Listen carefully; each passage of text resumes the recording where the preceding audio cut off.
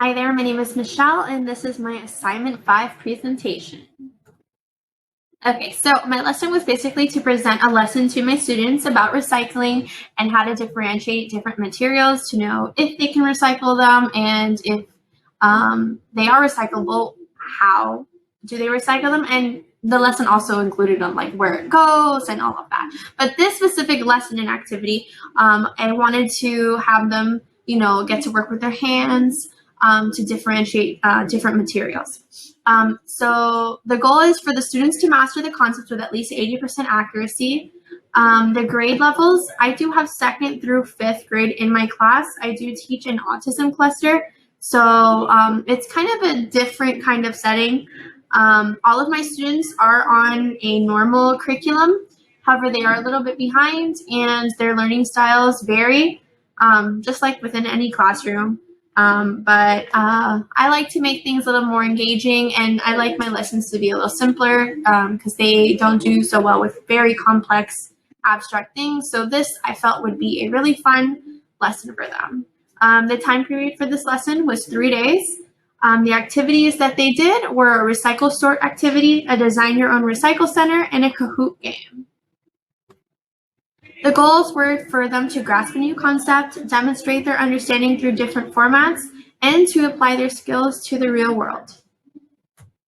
So the learn objective was to understand the importance of recycling and the huge impact that they can have as people who recycle on the environment.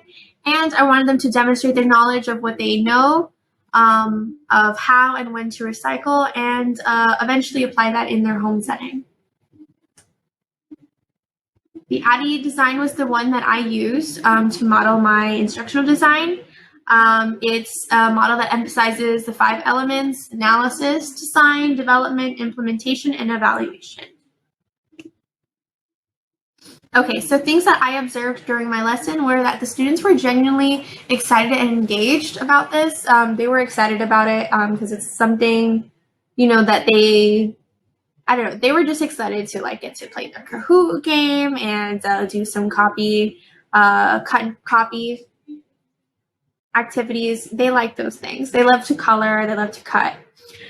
They were actively participating. They were always answering my questions. They were answering my deep thinking questions. So I wasn't exactly sitting like with nobody answering anything. So that's always a good sign.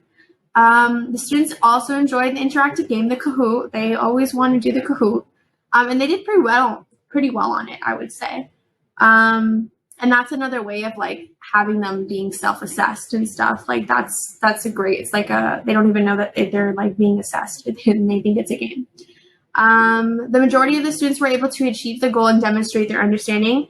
I have 10 students and 8 of them were able to show me that they mastered it at least 80%.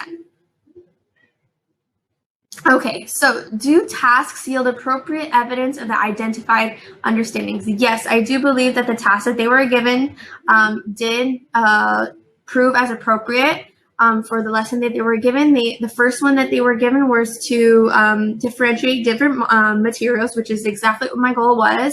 They were given a cut and paste assignment where they identified the material. They didn't have any names on them. So just like, in the real world, things are not going to have labels.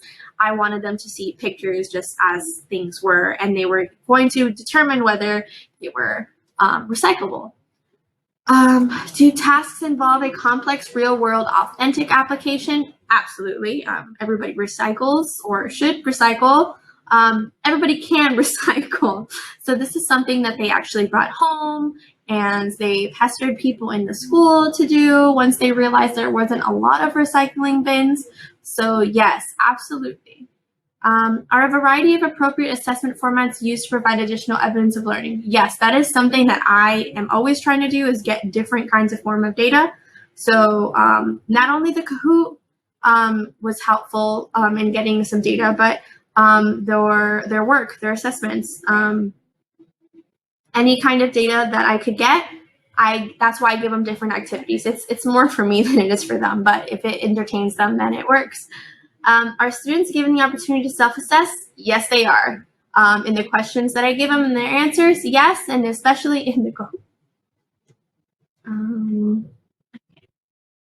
Okay, so like I was saying, yes, they are given the opportunity to self-assess within the different activities that I gave them. The number one being the Kahoot. I mean, when at the end of the game, they are given scores and their placements among their other classmates, and they're always trying to get up to the front, the top score. So I feel like that is the sneaky way of them self-assessing when you disguise it as a game. And these are my references, and yeah. Thank you. And that's it.